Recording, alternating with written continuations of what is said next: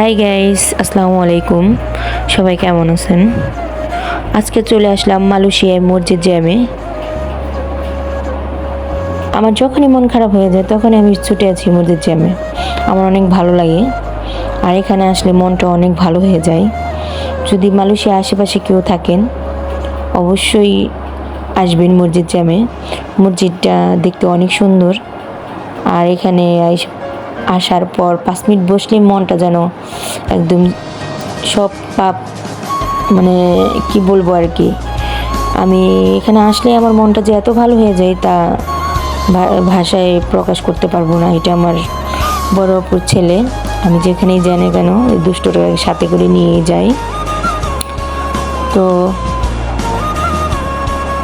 সবাই ভালো থাকবেন, আমার চ্যানেলে সাবস্ক্রাইব করবেন, অবশ্যই পাশে থাকবেন। ধন্যবাদ।